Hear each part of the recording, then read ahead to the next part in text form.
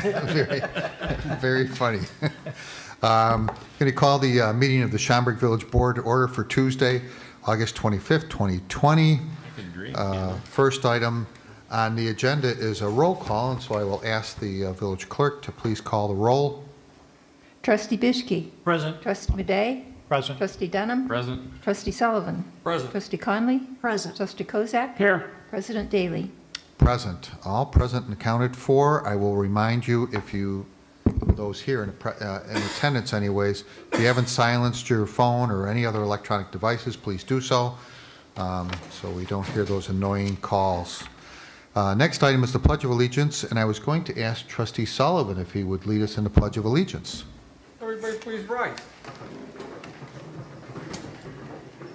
I pledge allegiance to the flag of the United States of America and to the republic for which it stands, one nation, under God, indivisible, with liberty and justice for all. Thank you, Trustee Sullivan. You're welcome. Next item is the approval of minutes. We have an August 11th, 2020 set of minutes to approve. Motion to approve as presented. Second. There's a motion and a second. Get that, Marilyn? Yep. Okay. Any questions, comments? Will the clerk please call the roll? Trustee Bishke. Aye. Trustee Madej. Aye. Trustee Dunham. Aye. Trustee Sullivan. Aye. Trustee Conley. Aye. Trustee Kozak. Aye. 6 ayes, no nays, motion carries. Next item is the minutes from August 11, 2020 executive session. Look for a motion to approve those. So moved. Second.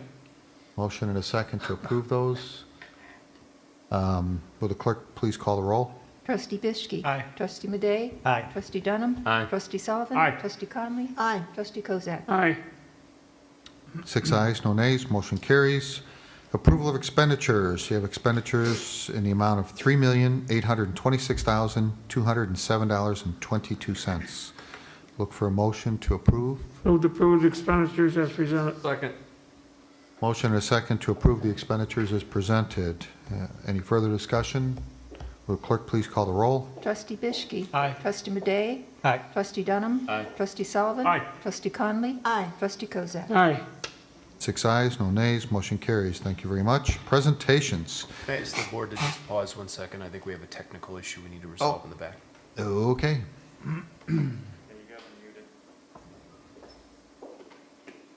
Okay, we're good?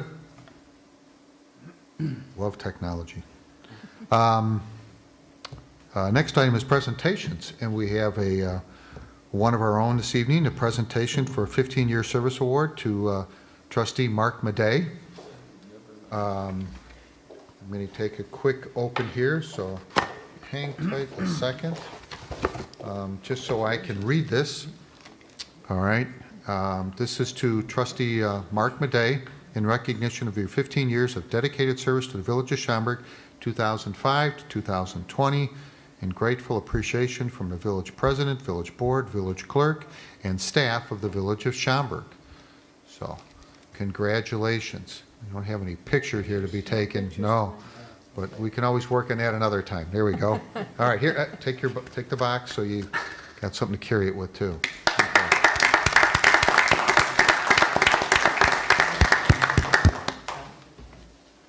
Congratulations, Mark. 15 years, wow. Okay. Seemed like just the other day you were working Septemberfest, right? Right? Yep. Nothing for 1 year though, huh? No.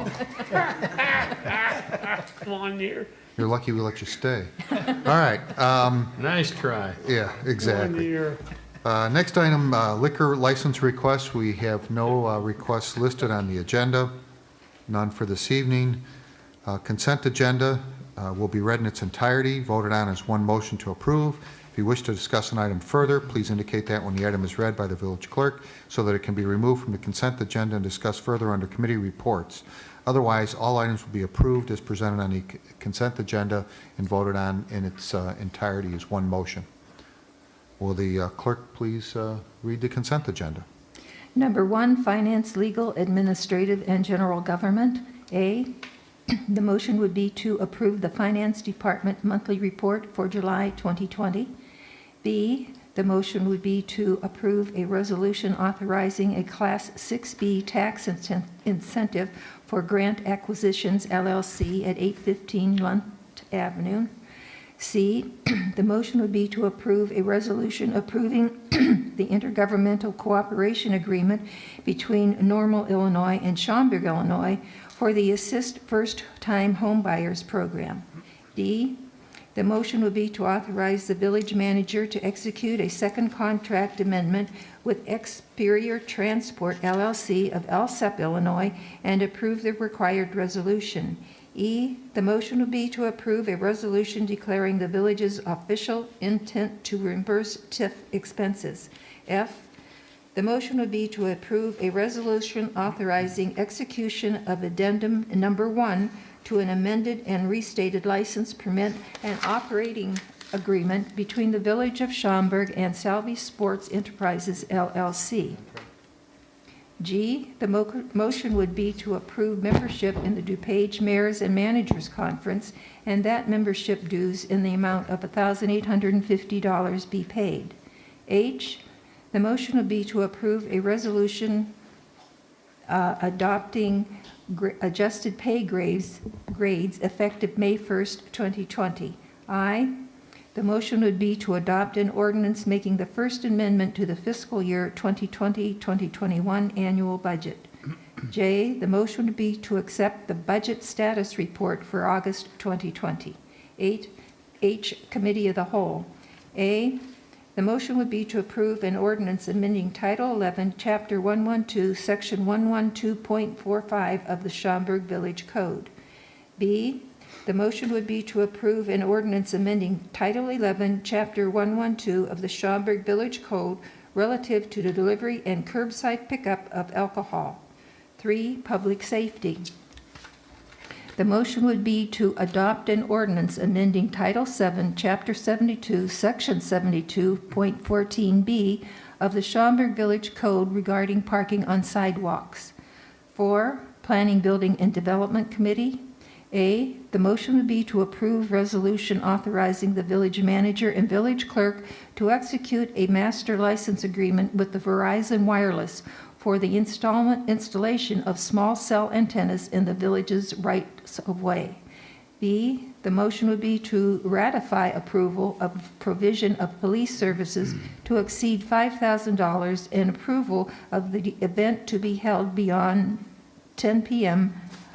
For Chicago Blackhawks viewing parties at Boomer Stadium West parking lot on August 1st, 3rd, and 5th to be paid by the event organizer and delegate authority to the village manager to approve similar events to be held in the future. C, the motion would be to approve an amendment to the Municipal Code Chapter 41 pertaining to village fee schedule to increase fees for residential furnaces, air conditioners, and water heaters. 5, Zoning Board of Appeals. The motion would be to approve a shopping center signage plan approval for Viridian Development east of Parkside Drive, south of Algonquin Road, west of Meacham Road, and north of Landmark Avenue. B, the motion would be to approve a site plan approval, special use for a daycare center, special use to construct in the Wetlands, Streams, and Aquatic Resources Protection Overlay District, fence variation, foundation landscaping variation, and building height variation for Kitty Academy, 1121 East Higgins Road. C, the motion would be to approve a special use for cannabis craft growers for Castle Cannabis, 2246 Palmer Drive, Unit 107. 6, resolutions. The motion would be to adopt as resolution R20-064, authorizing the village manager and village clerk to execute an agreement with Verizon Wireless for small cell placement in the village right-of-way. B, the motion would be to adopt as resolution R20-065, approving and authorizing 6B classification for 815 Lunt Avenue, Schaumburg, Illinois, Grant Acquisitions, LLC. C, the motion would be to adopt as resolution 20-066 of the Village of Schaumburg, DuPage, and Cook Counties, Illinois, authorizing the execution of an intergovernmental cooperation agreement between the city and town of Normal, McLean County, Illinois, Normal, and authorizing Normal to exercise the powers of the Village of Schaumburg, DuPage, and Cook Counties, Illinois, in connection with an MMC program and loan finance program. D, the motion will be to adopt as Resolution R20-067, authorizing Second Amendment to real estate contract for 55 acres of land located at Rodenberg Road at Irving Park Road. E, the motion would be to adopt as Resolution R20-068, declaring the village official intent to reimburse expenditures, Superior Tax Increment Financing, TIF District. F, the motion would be to adopt as Resolution R20-069, approving and authorizing the execution of Addendum 1 to the amended and restated license permit and operating agreement between the Village of Schaumburg and Salvi Sports Enterprises, LLC. G, the motion would be to adopt as Resolution number R20-070, setting forth the official pay plan for employees of the Village of Schaumburg for fiscal year 2020-2021. 7, ordinances. The motion would be to waive first reading and adopt as ordinance 20-062, granting a site plan approval, special use for a daycare center, special use for construction in the wetlands, streams, and aquatic resources protection overlay district, fence variation, foundation landscaping variation, and building height variation for Kitty Academy, 1121 East Higgins Road. B, the motion will be to waive first reading and adopt as ordinance number 20-063, amending Title 11, Chapter 112, Section 112.45 of the Schaumburg Village Code relative alcohol sales. C, the motion would be to waive first reading and adopt as ordinance number 20-064, granting a shopping center signage plan approval for Viridian Development, east of Parkside Drive, south of Algonquin Road, west of Meacham Road, and north of Landmark Avenue. D, the motion would be to waive first reading and adopt as ordinance number 20-065, amending Title 11, Chapter 112 of the Schaumburg Village Code relative to delivery and curbside pickup of alcohol. E, the motion would be to waive first reading and adopt as ordinance number 20-066, granting a special use for cannabis craft grower for Castle Cannabis, 2246 Palmer Drive, Unit 107. F, the motion will be to waive first reading and adopt as ordinance number 20-067, amending Title 3, Chapter 4, Section 41, amending Title 3, Chapter 41, Section 41.01 of the Schaumburg Village Code relative to the village fee schedule. G, the motion would be to waive first reading and adopt as ordinance number 20-068, amending Title 7, Chapter 72, Section 72.14B of the Schaumburg Village Code regarding parking on sidewalks. H, the motion would be to waive first reading and adopt as ordinance number 20-069, making the First Amendment to the annual budget for the Village of Schaumburg for the fiscal year commencing May 1st, 2020 and ending April 30th, 2021.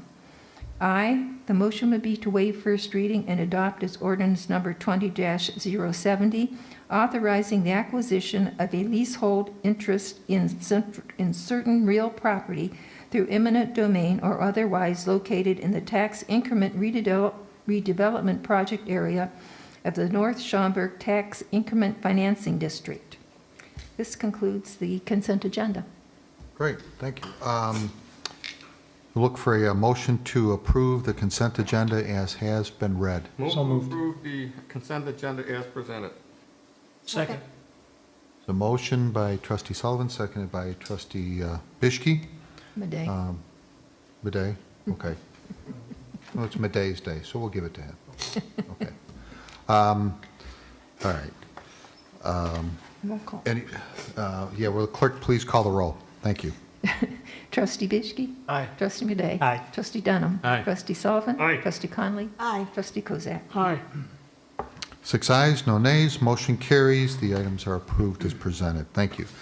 Moving on to committee reports, there are actually 2 items on here from the Zoning Board of Appeals. The first one, obviously taking them in order. First one has to do with the recommendation to approve a special use for a PUD amendment, site plan amendment, parking variations, rezoning from B2 to R6 PUD, final plat approval, and Woodfield Regional Center design review for Village in the Park Apartments at 1417 Valley Lake Drive.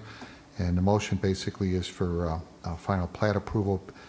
It's really in effect for parking and a few other incidental things that go along with that. So I am going to ask if Community Development Director Julie Fitzgerald can give us a short, brief overview. This has been, while you're walking up here, just to make it clear, this has been at the Zoning Board of Appeals. We all have a full packet. We've received all the minutes. We've got all the correspondence. There's been a number of people that have sent in letters that have corresponded about this property. And we will provide a time in which they can speak on this. For right now, though, we'll let Julie give us a brief introduction on it. Thank you. What's being proposed tonight is an amendment to the PUD for Valley Lake Apartments. Valley Lakes has been around for many decades. The proposal tonight not only expands the parking, but it demolishes an existing 2-story parking garage and replaces it with surface parking. So it does require an amendment to the PUD as it's an expansion and a major change as opposed to something that could be approved administratively. It was heard before the Zoning Board of Appeals and recommended to the Village Board under a vote of 4-3. It is adjacent to some single-family homes within the village of Hoffman Estates, and there was quite a bit of testimony and quite a bit of concerns, I guess, public comment expressed at the public hearing, mostly in regards to tree preservation and changing of some views for some residents that are adjacent to the west. The zoning board did ultimately recommend approval, and I will note that there are no variations being sought this evening by the petitioner. The one condition that was discussed at some length at the zoning hearing was related to installation of a fence on the west property line. The plans as shown show a fence adjacent just to the newly expanded parking, and staff has recommended, and the zoning board recommended, a condition that that fence be extended all the way along that west property line, even in the area that will remain untouched, or that that fence may be relocated further west on the property of the single-family homeowners to the west. And that would require not only permitting from Hoffman Estates, but obviously an arrangement between Valley and Lake Apartments and the homeowners. And I believe someone is here from the apartment complex who could answer any questions if you had any this evening. Okay, so for the next step of the process, we'll ask the petitioner just to come up here. Julie has already kind of recapped. If you give me just a little bit about what you're doing and who you're with. We need your name and address for the record. Absolutely. Okay. Okay. May I remove the mask to speak? Is that Sure. okay? Okay, thank you. Yeah, we got plenty of distance. My name is Brian Paulson. I'm with Village in the Park Apartments. I've been with the property since the 1980s. We have a 50-year-old garage structure that was constructed when the property was developed back in the early 70s that's reached its useful life. It's a post-tension garage with a concrete deck, so you have parking inside and surface parking on top. And again, it's reached its useful life, and we've come up with a plan where we feel we can lay out more functional parking for our residents. By removing the garage, we've acquired an adjacent parcel just northwest of the existing garage structure, and we'd like to put in surface parking to make up for the lost spaces that's currently on top of the parking garage.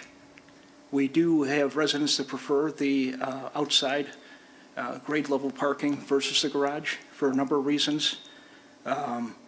We feel the layout's more functional. If you looked at the map, currently the parking for the buildings is more centralized. We have mid-rise buildings at Village in the Park, and it's all concentrated in one area. By laying it out the way you saw on the plan, we are redistributing the parking, make it more convenient for 3 of our buildings on the property.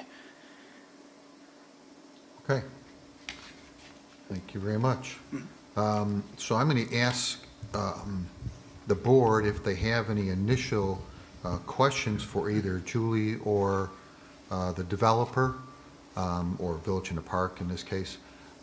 If there's any initial questions for them, and then the next step will be we'll turn to any audience participation. So questions from the board? No? Trustee Conley. Would you be agreeable to putting the fence at the top of that wall that's there and work with the residents to do that? Absolutely. We would actually prefer to do that because we feel that in the buffer zone that's required by village code on our northwest corner of that lot, we do have the required setback, but then it increases to 30 feet, and currently there's a fence required in that buffer zone with a grade, and we feel the fence will be more functional for the homeowners at our expense. If we were to replace the fence, there's an existing fence on one of the homes, a chain link fence that may be 30 or 40 years old, and it's kind of falling apart. I've already met with both homeowners. I've given them the information on the fence so they could review it and get back to us. But yes, certainly, we'd be agreeable to that. Thank you. Okay. Trustee So Sullivan? the homeowners are aware of the fence. This is the first they're hearing of it right now. I've met with, there's 2 homes that border the parcel. So this would be their east lot line Right. that separates the parcel from their yard. And yes, I've met with both in person, and I've given them the brochure. We had in mind a residential Trex fence. It's in the submittal. This Okay, is thank you. Yes, the item. correct. Okay. Other questions? Trustee Madej? I'm sure staff has looked into considerations, but do we have a plan about additional drainage that, you know, this may have caused? Yeah, we do, and I'd like to turn to our engineer because he can talk to you about the drainage and the undertile that we're installing. Jason Green from WT Engineering. Okay. So which one is Jason? Second down, Okay. beneath me. All right. On the So screen. hopefully. I think I'm on. I'll state my name and address for the record. Jason Green, 2675 Prattam Avenue, Hoffman Estates, Illinois. I'm the civil engineer for the project, so I've designed the drainage for the project. The drainage will be provided via the retention pond that's on site. On the east side of Valley Lake Drive, there's a wet bottom detention pond there that will be incorporated in order to provide detention that is required by the village and MWRD. In addition, we will provide volume control, which is an underground pit with gravel, which is intended to temporarily hold the water, but also to clean the water before it gets released back into the receiving waterways. We will be holding just under 10,000 cubic feet of volume in those gravel pits.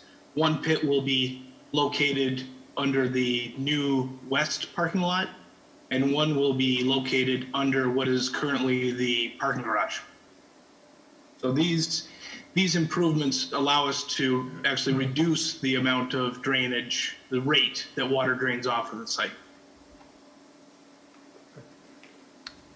Thank you. Okay. Yeah, I thought that was kind of an interesting design in dealing with the water issue. So, other questions?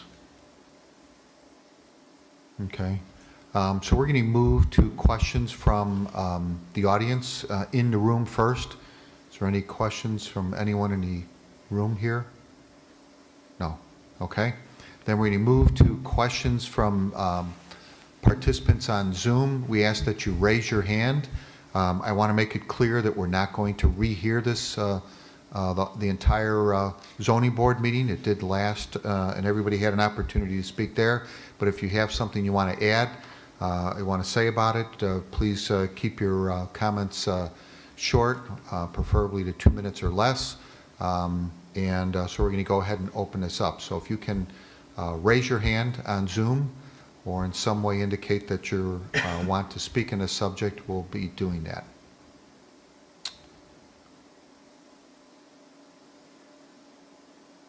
I know we did have a couple of emails, so while we're waiting to see if there's anyone there,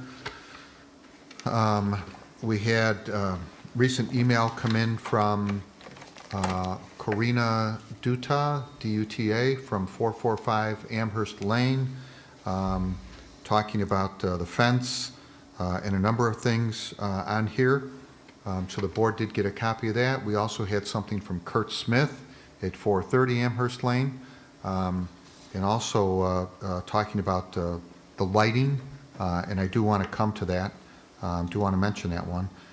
Construction of the parking lot and the trees and of course and things like that. So we did receive that, and I believe there was a couple others that I don't have handy right offhand. We got someone waiting in the chat. Do we have somebody waiting? Okay.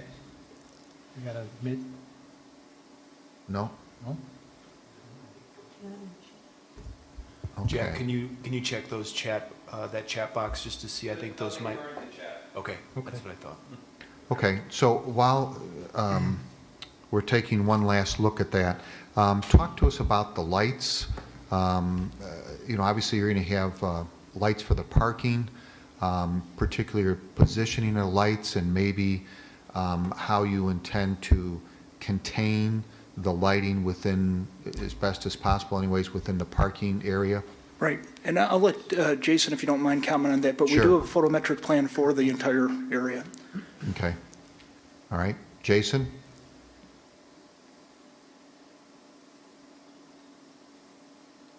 There you go.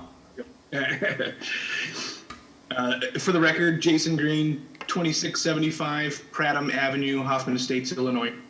The site lighting will be provided by 20-foot poles with LED light fixtures attached. LED obviously is not only economical for electricity efficiency, but it also provides a sharp cutoff angle. So by using the new technology, we're able to provide we're able to direct the light where we need it on the pavement and not where we don't want it, in the grass areas around the parking lot or into adjoining properties. So we performed a photometric analysis, which you'll see in your packets, and we met the village code for light spillage onto adjoining properties. In addition, I want to point out that the parking lot will be roughly 15 feet lower than the adjoining properties. And so if you think of, parking lot being 15 feet lower and a 20-foot pole with a 6-foot fence on the adjoining property, the poles, the light fixtures will actually be below the fence. So the photometric analysis doesn't take that into consideration, but it just leads to even less light spillage than you might otherwise expect. Okay, and one last question regarding that then. The distance from the lot line on the west and your edge of your parking lot, is that 30 feet, was what I read? In the northwest corner, it's slightly over 20 feet, and then in the southwest corner, it's 30 feet. Okay. All right. I have no other, does the board have any other questions? No, Kurt looks like he's Do we- desperately trying to get in, and maybe if Okay. he could try to unmute, if, All right, so we So have he- someone, He did actually put a chat in the Yeah. window that says the host won't let him unmute his mic. oh, now, I think Now he's he's good. unmuted now, yeah. There you go. okay. I'm sorry, can you hear me now? Yes, we can, okay. Sorry. Oh, go ahead, I'll wait till you're done, then I'll, Yeah, we're ready for you, go ahead. I don't want to reiterate on everything that I've talked to you about in the past, but in what went on in the main, but it's just that you got to understand, we've been living in this street for one reason. Everybody that's lived here came down this area for the quietness, and it's a dead end street, we have kids that go up and down the street here. My biggest fear, we've lived there since 1979, is you take these trees down, we're the homeowners. Unfortunately, all the people on the other side are all renters. They come and go. What everybody gets to see from that point on, we don't know what tomorrow will bring. We know what today is. But I think it all seems like it's one-sided, what's going to help Village in the Park. And believe me, I understand that you need parking, and I agree with you. But I think there could be a better way, or try to make a better way of doing this parking, aligning it up closer to the building, maybe to where you are just, dismantling the other one. And this way you're allowing a lot of the trees to stay up. You cut all these trees down, everybody on Amherst, I'm getting ready to retire, and the last thing I want to do is sit in the backyard and look at a building. It's not going to improve our noise down here. During the winter, all we're going to hear is backup alarms. We're going to hear skid steers all night long, plowing. There's going to be a maintenance garage that's going alongside where the concrete store or the concrete building is now, that parking, that two-level parking. What's going to happen back there? Trucks are going to be coming and going. So I don't see anything positive coming out of this for the people on Amherst Lane. And like I said, I totally understand your parking situation. I'm not trying to say, you shouldn't have it, but I think we could look this over a little bit better, where we could try to appease both parties. It just seems that, we're going one way on this thing, and that's it, and the people at Hoffman are just being forgotten. They want to erect a fence up on the top of the grade of the property, and it's a 6-foot fence. What is 6 foot going to cover on a six floor building? You know what I'm saying? That's my biggest concern is, we've had some issues down the block. I said this in the meeting before, and you're going to put parking 40 feet from somebody's home, and then they're going to erect light poles with LED lights. Now, I understand the lights are going to be engineered so that they shine downward, but when it gets dark here, it's dark.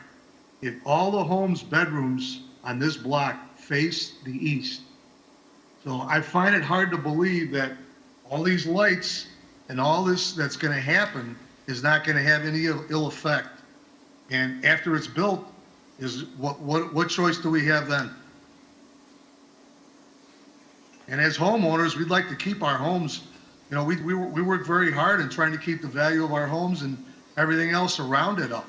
Is this going to be another selling feature for our homes in the future?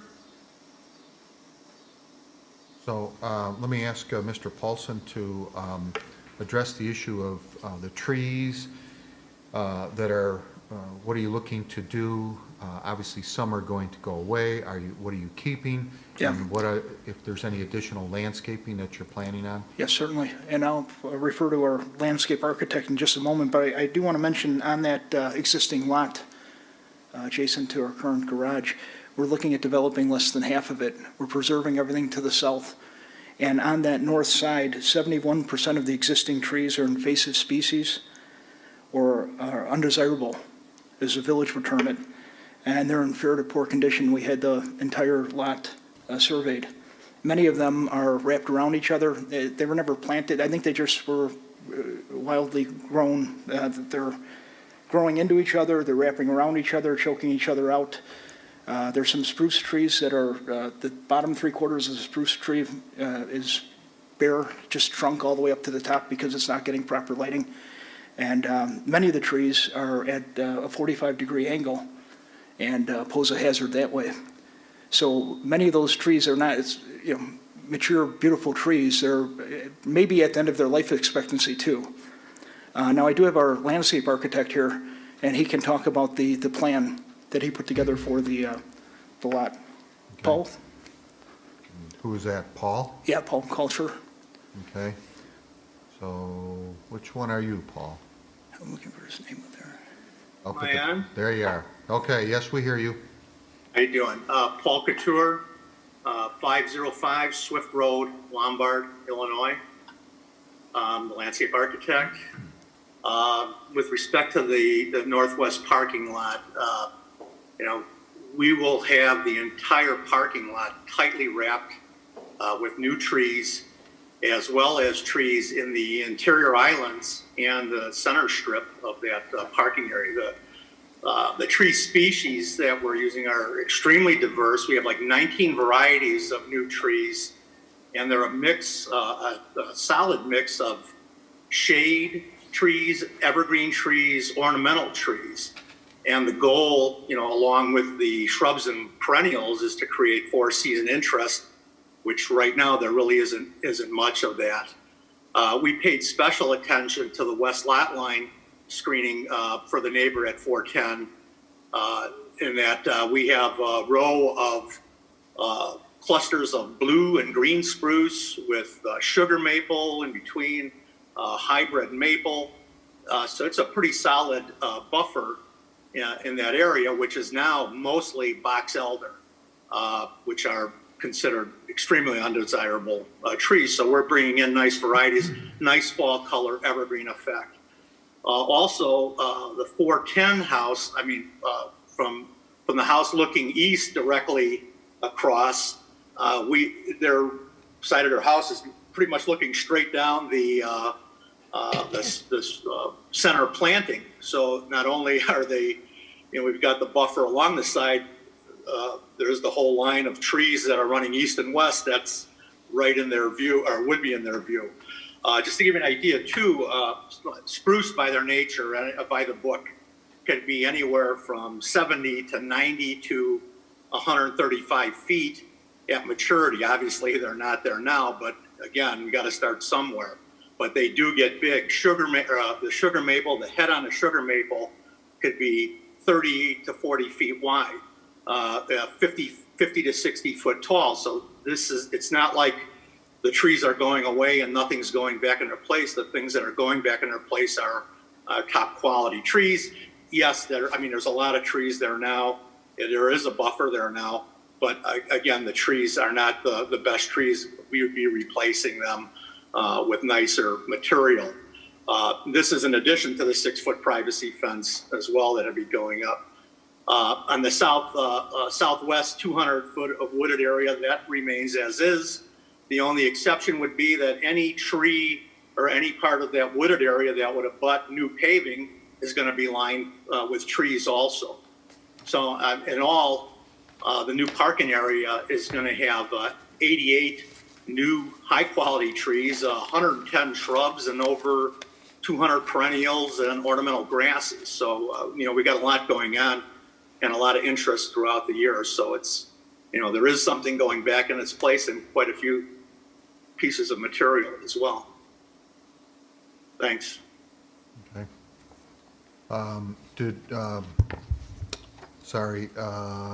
Let's bear with me a second. Mr. Smith, you had a follow-up question? Yes, sir. Could I ask how tall are these trees going to be when they plant them? Well, the shade trees are 2.5-inch caliper. They can be anywhere from 10 to 14 feet. The evergreens are 8 feet. Ornamental trees are in the 9 to 10 foot. Okay, so roughly anywhere from 10 to 15 feet on the average. Yeah, to start out with, but again, we have to start somewhere. Right. But they're not going to be mature going in. Right.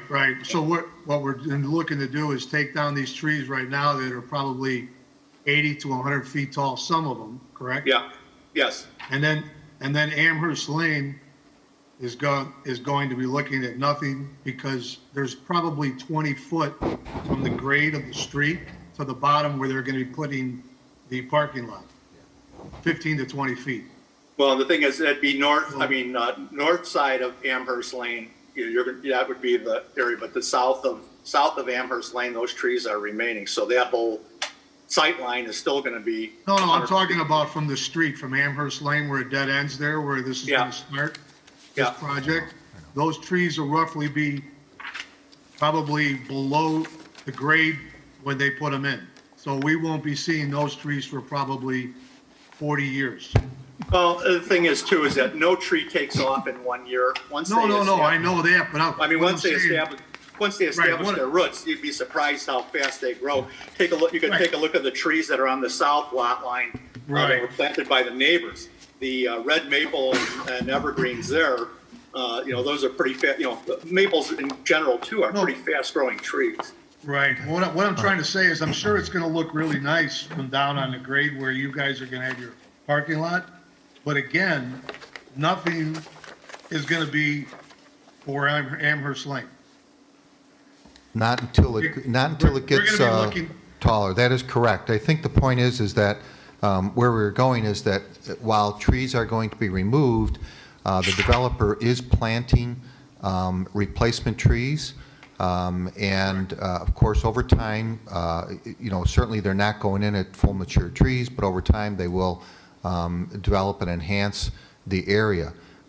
If you, the residents along the area like to go with the fence, which would seem to be a good idea, provide that extra level of privacy. It will be a solid fence, 6 feet as I recall.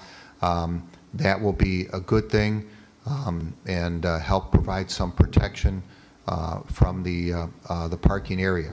So, But you don't think there's any way to try to revisit this, try to keep some of those mature trees there so that the people on Amherst won't have to be looking at the apartment buildings? well, I think they'll once they get into there, staff will go out and double check those and make sure. We ask the developers when they come through to present a plan as to what they're looking to do, with the understanding that when they're taking something out, they're replacing things too. So, and the idea is to enhance it and make it look better. So, to the point of Mr. Paulson, the current parking is, let's just say it's there, but it lacks a lot of landscaping. So they're intending to improve that. And I realize it's not something you're going to see per se, but it's part of the village's plans are to do that. So that is what they are addressing. Anything further? No. Okay. So sure. what about the lighting? If when they put all this lighting in, and it's very bothersome to the homes there, can anything be addressed at that point?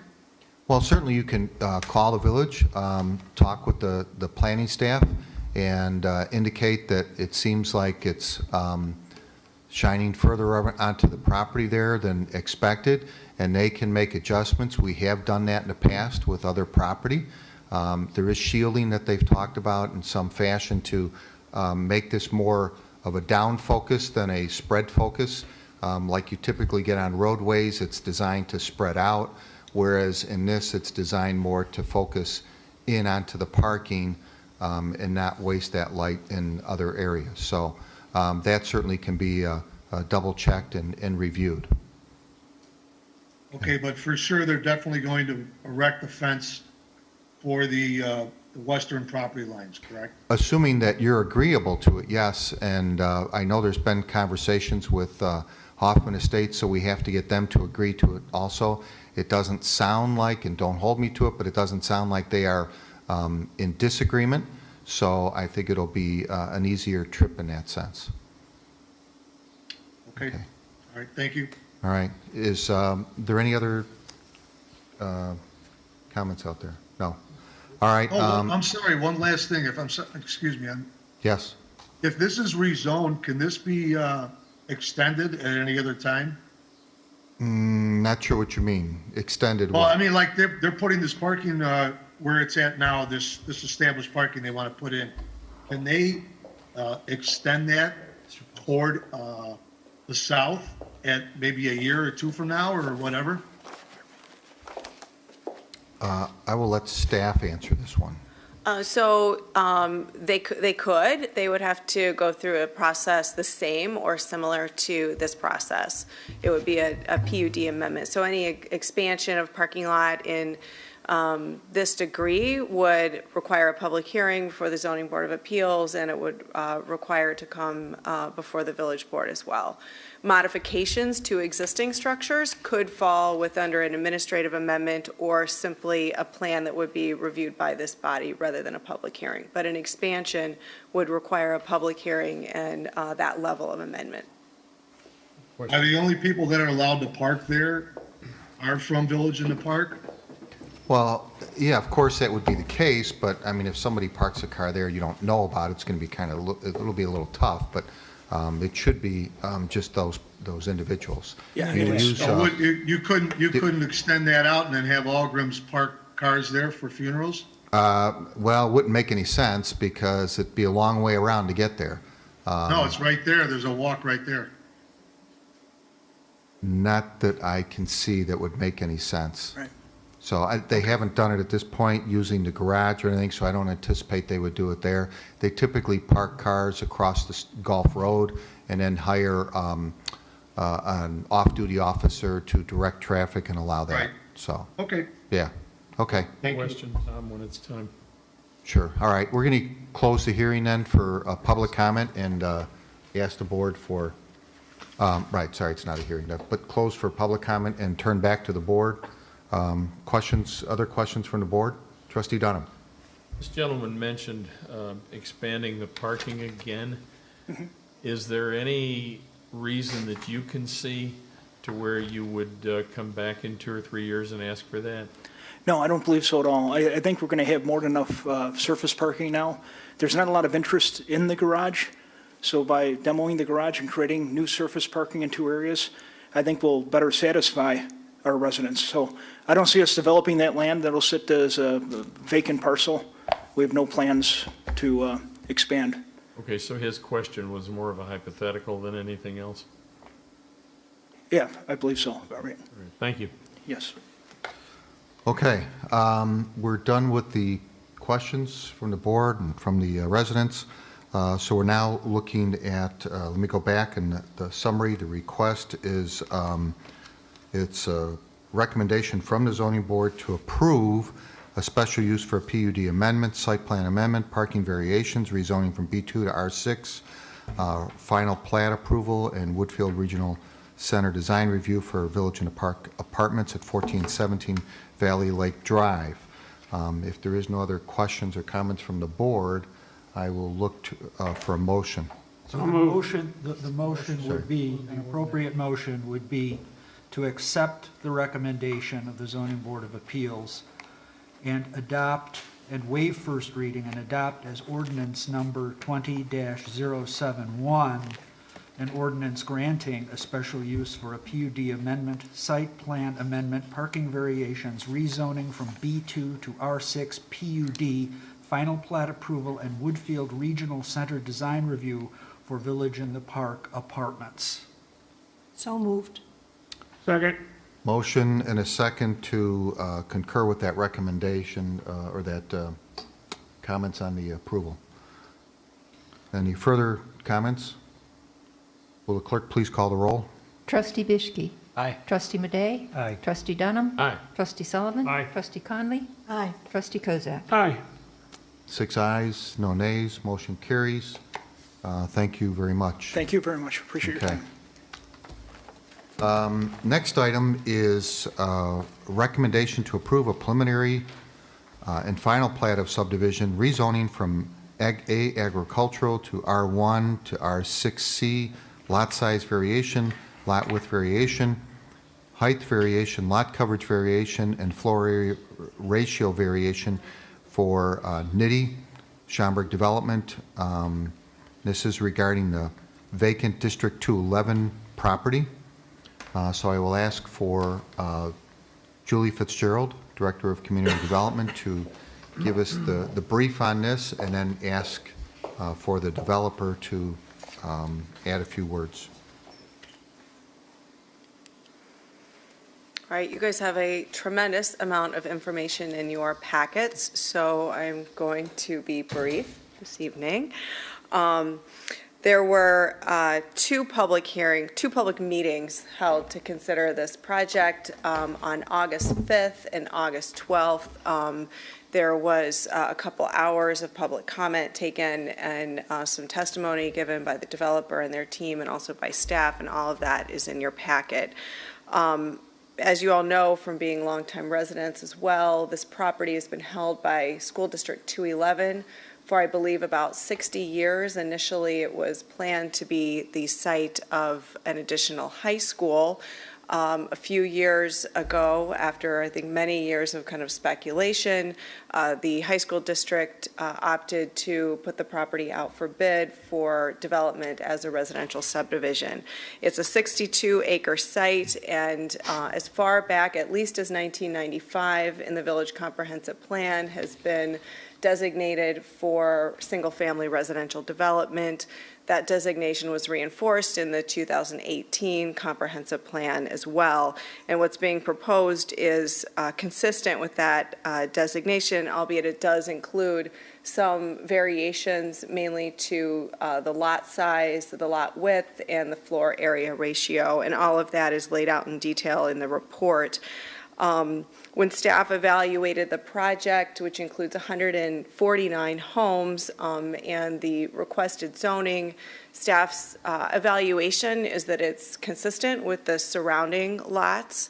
The majority of the zoning in this area is R6. This is our smallest lot designation, and there are other subdivisions proximate to this within walking distance and slightly further that have variations even to the R6 zoning district. One distinctive characteristic of this area of the community is that there's open space, and that's primarily dictated through a lot of the zoning, because the R6 zoning is a classification that is designated to allow for smaller lots, but cluster them in such a way that larger spaces of open space are preserved. And in analyzing what was presented, staff believes that this follows that same characteristic of the surrounding lots. The smallest lot is 8,100 square feet, and I believe the largest lot, which is somewhat of an anomaly in this, is about 20,000 square feet. And the open space is 34%. It includes a number of pathways and wetland areas that when staff evaluated it, we felt assisted with blending this obviously very, very new development in with the surrounding homes that are between maybe 35 and 50 years old, I think, in the area. So I am here to answer any questions. Marissa Krawick, who was the planner who evaluated the case and kind of shepherded it through, is the case manager, is on the call. Todd Wenger, who is the landscape planner who reviewed the landscape plan, is on the call.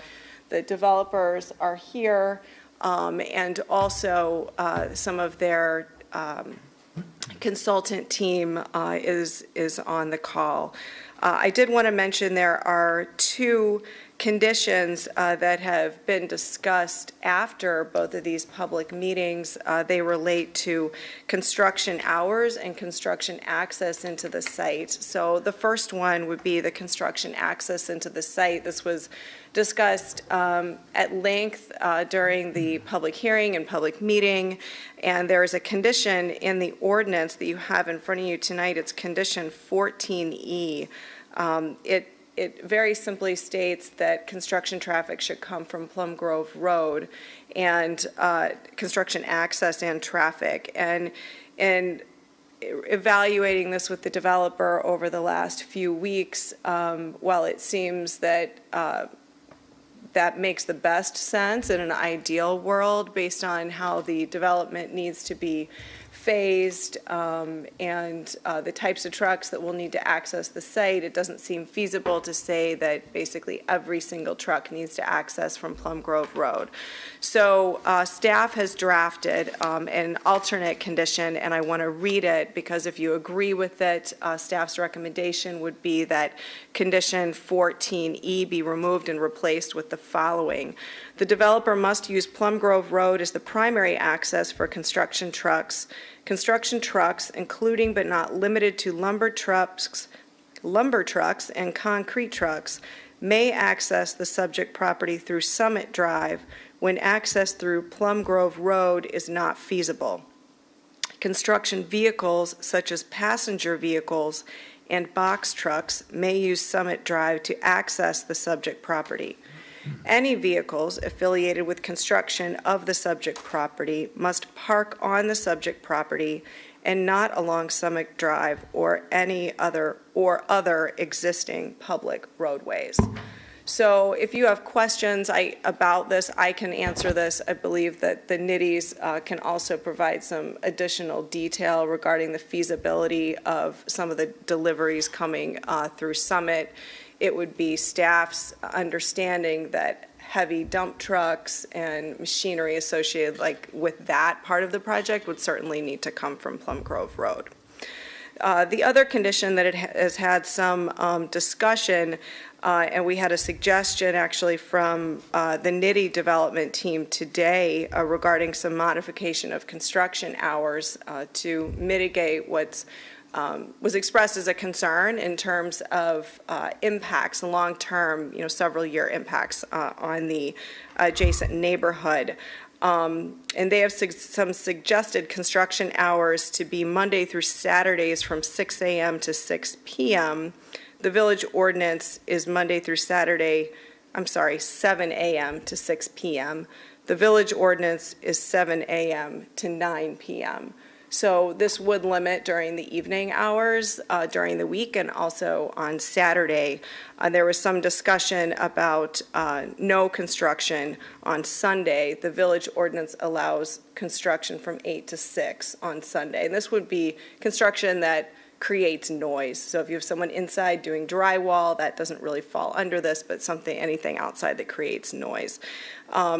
The condition is written or being recommended by staff to be written. Construction hours shall be Mondays through Saturdays, 7 a.m. to 6 p.m. No exterior construction is allowed on Sundays without prior written authorization from the Director of Community Development. And this has been placed in there because when you get into a construction project, especially of this size, it certainly seems feasible that there may be times when they need to do Sunday construction based on deliveries or weather conditions in our area. So that concludes everything I had to say. After saying it, I don't necessarily know how brief it was, but I did try. I'm here for questions, and I think that staff has additional information as well. Okay, someone from the development, is it Mr. Nitty? Did I get that correct? Can you please, we've got, so I'm going to make it real clear, as Julie has said, we have everything the zoning board had, and then some. Okay? A lot of information. So we have all of that. We have 80 pages of testimony between what you spoke, what the residents spoke. We've got 21 emails and 16 Zoom comments that the board has received and been able to look at and go through in addition to our own questions of staff during this process. So we do not need to go through a rehearing, and we will not be going through a rehearing. I am not going to be spending 2.5 hours, or actually 3.5 hours, the first hearing, of going through all this. So, but we will take a brief. We are familiar, and obviously everybody here is familiar with this. So we will take a brief of what your plans are at a high level, and again, keep it short, 5 minutes. Might give you a couple more, and then we're going to move on. Sure, absolutely. Just want to say hello, good evening, members of the board. We are excited about this project. My name's Nico Nitty. I'm here with my brother and my dad, Frank. We're family business. And we are excited about this project. It's, as you guys all know, 149 new homes in a single subdivision, something that hasn't been done in this town in a long time, so we're excited to take that challenge.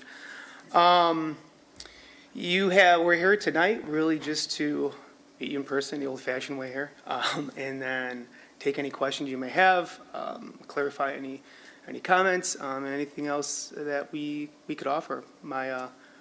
we're here in person, and the rest of our staff is here through Zoom. So I invite you to open up questions. Okay. All right, thank you. So I'm going to turn to the board first, like we did last time, ask if there's any questions you have for Julie or for the developer. And let's start with Trustee Sullivan. Julie, I have some questions, some concerns, actually.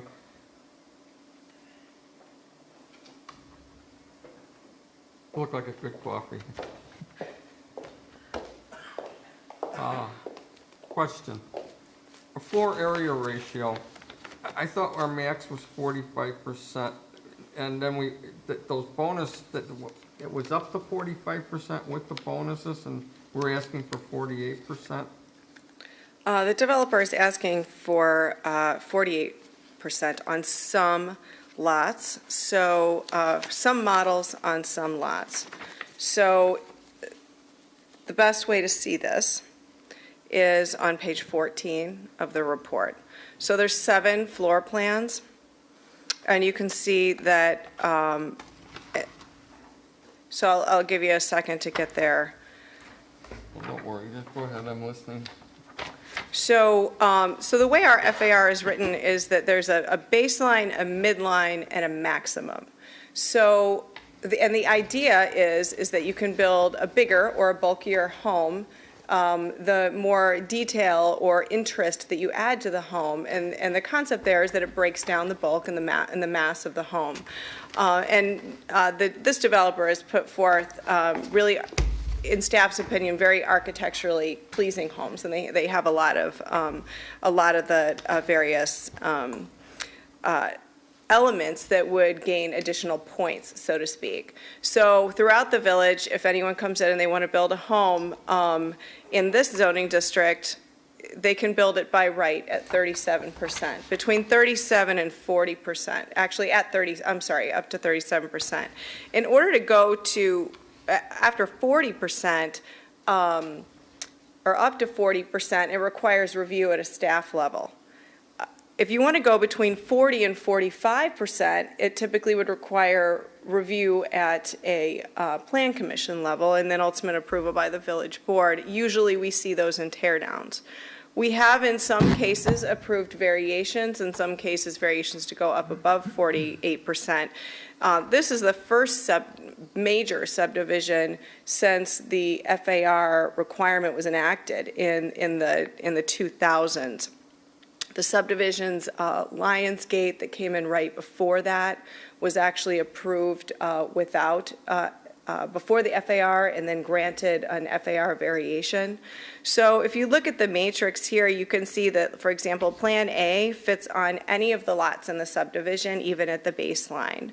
So it's really would be that this Plan E and F, in some cases, would require the variation to go between the 45 and the 48%. Now, staff's recommendation on the variation is that they can only go as high as credits they get. So it's not a blanket 48% variation and build the bare bones home. We would still do the calculation with each building permit to make sure that it has credits, not just to go to 45, but to go up to 48. Okay, so the variation is from 45 to 48? Correct. Okay. Now, the height of the houses.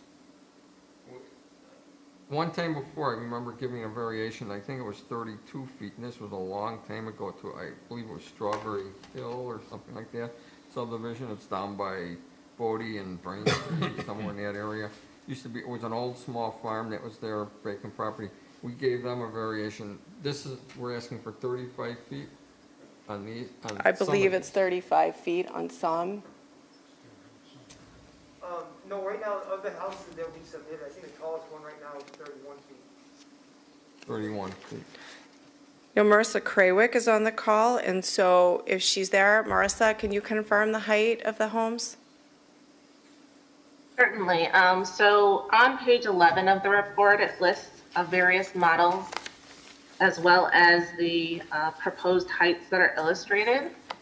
And the proposed heights range from 27 foot 10 inches for the ranch model up to 34 feet 3 inches for Model B. As part of this, staff is recommending that the ranch model must comply with the 28 feet. Okay.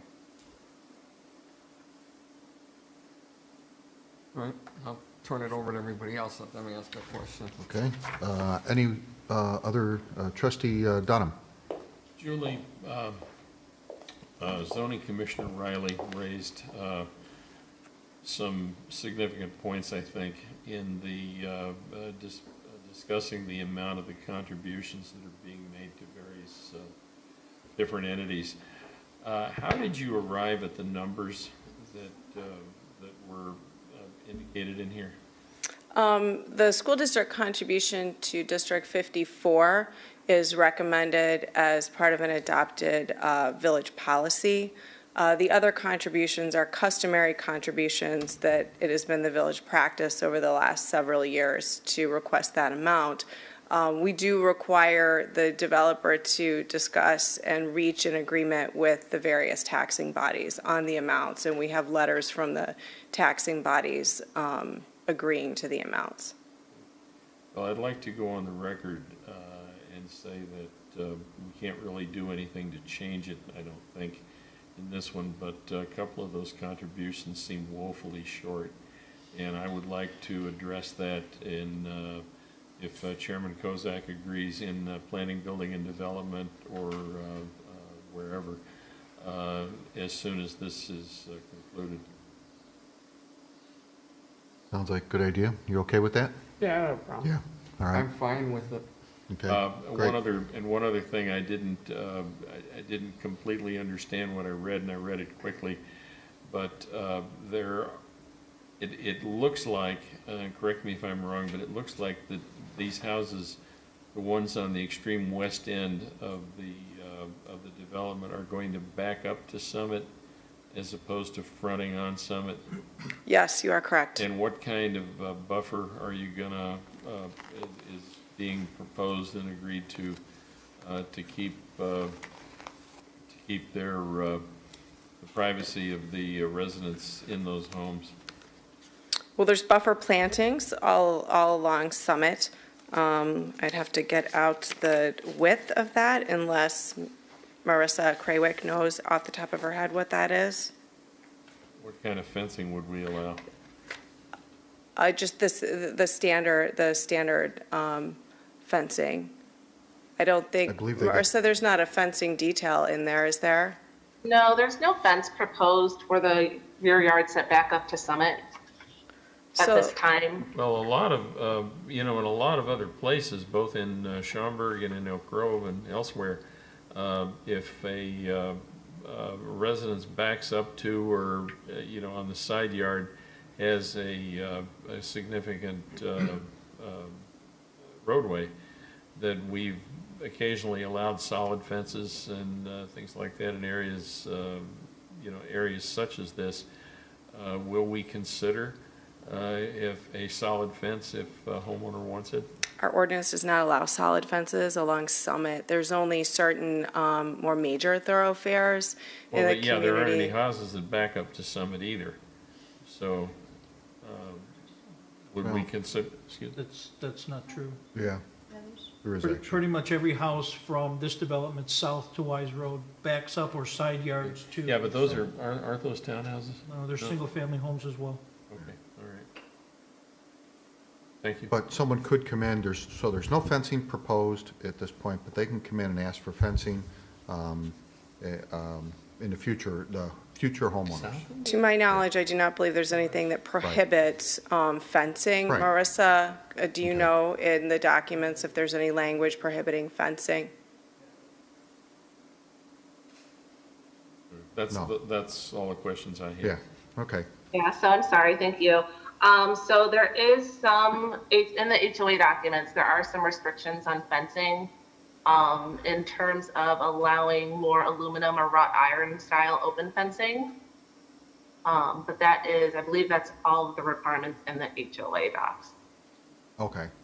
So, yeah, keeping in mind that there is going to be a homeowners association here that will be involved in helping maintain some of the property that needs it, such as the retention area and things of that nature, so. Okay. This won't be a voluntary association. If you live there, you have to belong, right? It's not a voluntary association. Okay. And they will own in common pretty significant areas of open space that will have to be maintained. And it's backed up with a dormant SSA. Yes, and Mr. Molina mentions the village is requiring a dormant special service area to be established. So what this does is it just lays dormant, basically. It's filed against the properties, and if at any time the homeowners didn't maintain the property, the village could step in and maintain it and essentially charge them on their tax bills. Thank you. Okay, other questions? Trustee Kozak? Yeah, I'm just reading in here on Marissa's notes in here. Based on by the time that they break ground, and then they do all the infrastructure work, and then based on the developer's anticipation of doing 30 to 40 homes a year, we're talking a minimum of a 5-year project here, right? Basically? I would defer that question. 5 years has been discussed, but I would defer that question to the developer. Correct, we're expecting a 4 to 5 year sell-out and build-out of the project. Okay, the thing that concerns me is like we've done with some other projects where they get in there and you know how it tends to, grass seems to grow here, that seems to grow there, the project and the ground I'd like to see them maintained like we normally do and have Debbie go out there periodically. I mean, that's a given, is it not? Yes, we can, the building division and the engineering division, both in community development, can monitor the condition of the construction site as we would other sites. Because, I mean, it sits right in the middle of other areas, and I don't want to see it go, you know, dust bowl or just sit, okay, thank you. Other questions? Trustee Conley? To the same question, is the Go ahead. 5-year projection based on your marketing analysis, or is that as quickly? If there's a huge demand for this, would you be able to build more quickly than that, 149 houses? To your first question, yes, it's based off of our market study through Tracy Crossley. It's a 4 to 5 year sale. Could we, possibly, I guess anything is possible. I don't know. I guess it would depend, but to answer your question, yes, it could be done quicker if sales are really outpacing. If sales were up. Okay. Other questions? No? Okay, at this point, I'm going to open this up for some comments. Anyone from the audience that wish to speak on this in this room? No? Okay. Then we're going to open for comments from those that might be on Zoom. I think we'll start first. If there's anyone on the phone that wishes to speak, we're going to start there first. And I do want to reiterate this, and I can't stress it enough. We already have had actually 5 hours of zoning board hearings on this subject. There was at least well over an hour by the developer. We had 2.5 hours of public comment. Then there was a further hour plus by the zoning board. We are not rehearing the zoning hearing. So if you have something additional you want to add to this, you have a quick question, that's fine. Otherwise, as I've pointed out, we have more than 80 pages of testimony that we have gone through. And out of that, all the comments from people, along with the 21 additional emails that people have sent in with their comments. So we have, quite frankly, have a whole ton of information here. And if there's something that someone has that is new and additional or has a quick comment that they want to make, that's fine. I'd appreciate the comments being kept to 2 minutes or less. So we'll start, first of all, with anyone that's on the phone.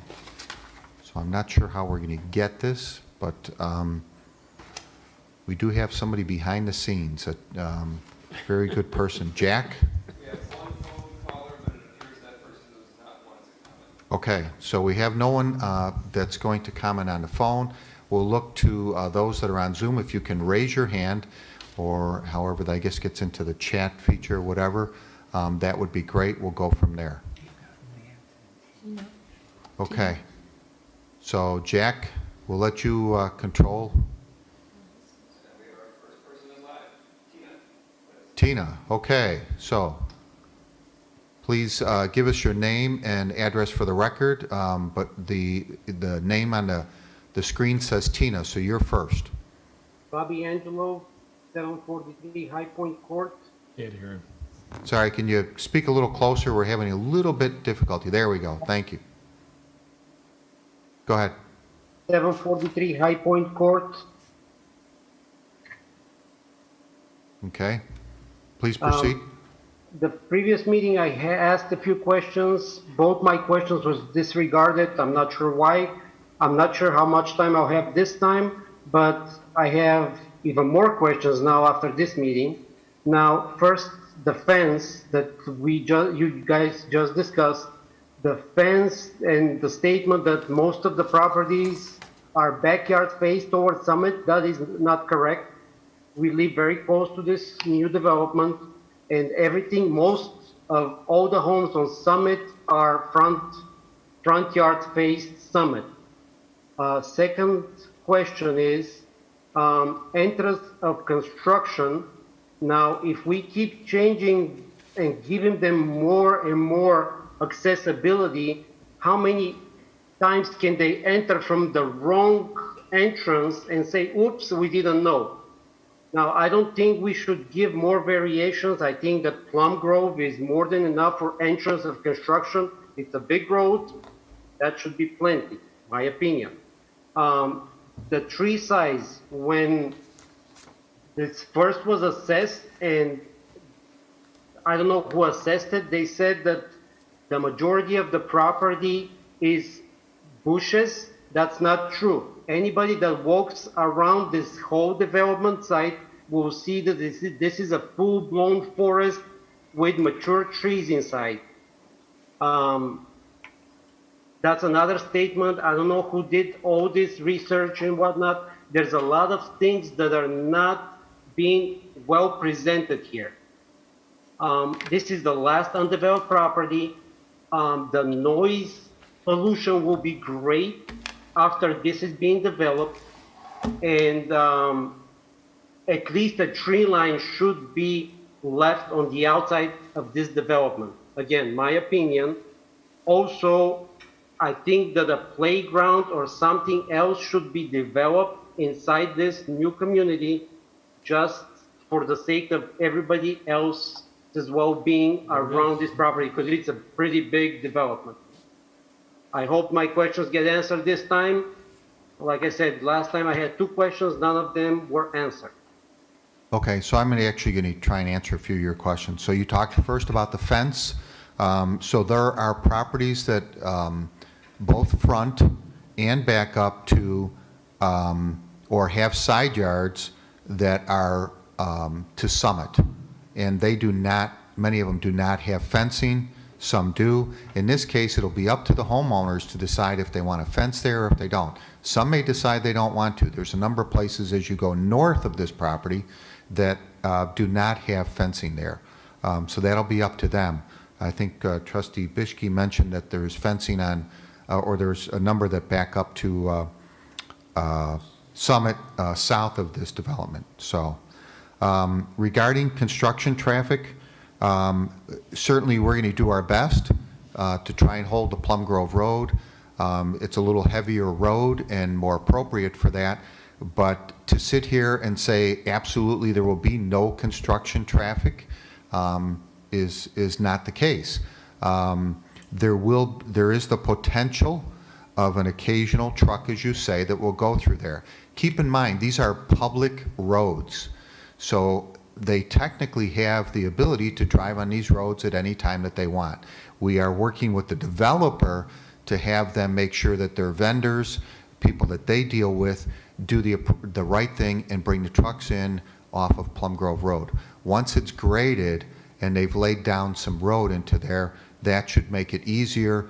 And trust me, if you're a driver of those trucks, you're not going to want to be driving down the roads where you're not supposed to be. So I think that will be good. There is an agreement that the board has gotten tonight that will help to alleviate that issue. I think the comment regarding this being a forest, maybe we'll leave that sit. I disagree. It's not a forest. It's a vacant lot that's had a bunch of trees grow up on it, or vacant property. And I think that what they've done is attempted to go through there and preserve trees that are worthy of preserving, and to keep that there. Just to keep trees because you want to keep it around the perimeter, it doesn't serve a whole lot of purpose if the tree is not the best shape or at the end of its life. We like to get, the village likes to insist that development, as if you were on earlier, heard with Village in a Park, get a lot of new landscaping in there and get a lot of new trees planted and keep that process going. I don't know how many new species they're looking at planting here, but certainly it'll be a great variety that's looking for there. And I think that was what you had asked about.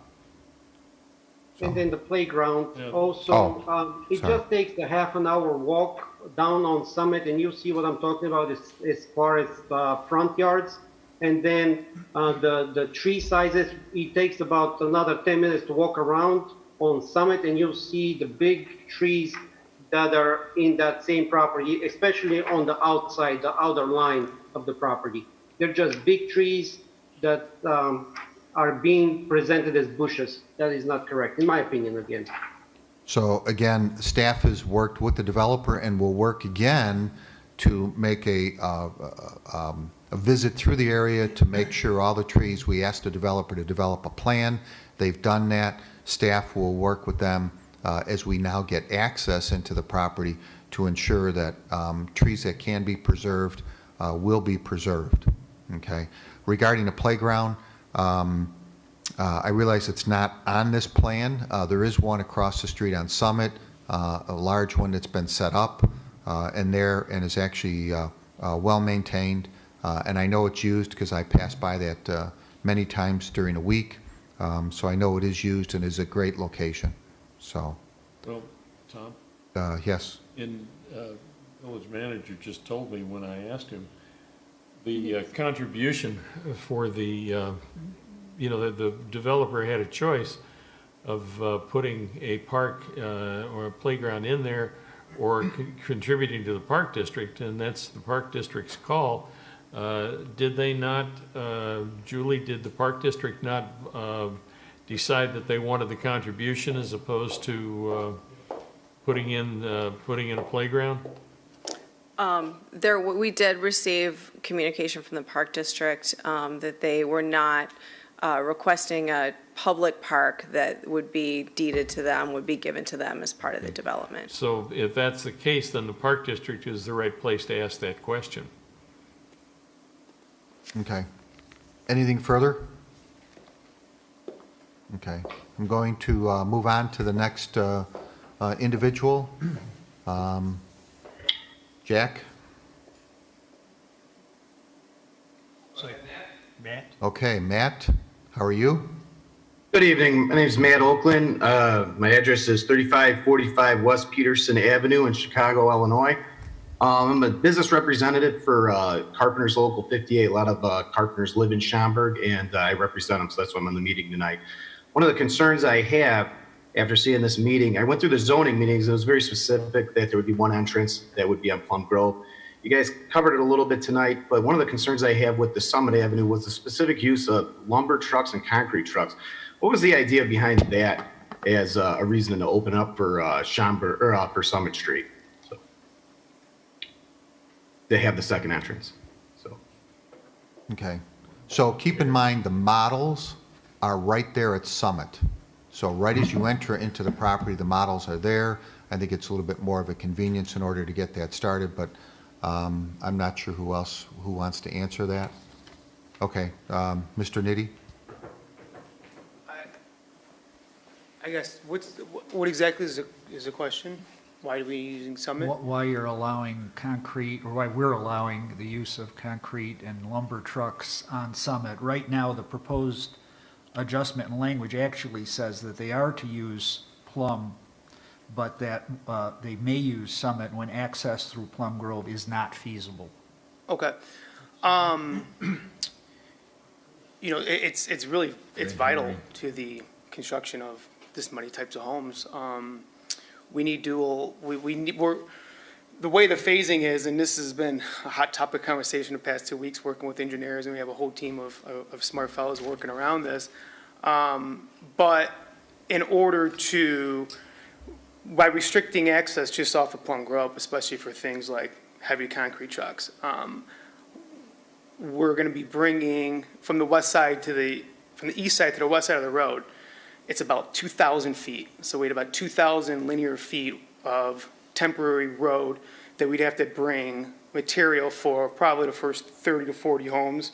And the big problem is concrete trucks, lumber trucks. It'll be dangerous. It'll be tough to maintain. It'll make a big mess on Plum Grove if we have it in, where if we are able to use Summit for construction trucks, for delivery trucks, stuff of that nature, it just makes a much cleaner site. With more access to the site, the easier, cleaner site we can control. It's going to be nearly impossible without utilizing Summit to build these homes. The whole time we've been planning at this for the last 2 years, we've been looking at it as dual access site. That was kind of part of it.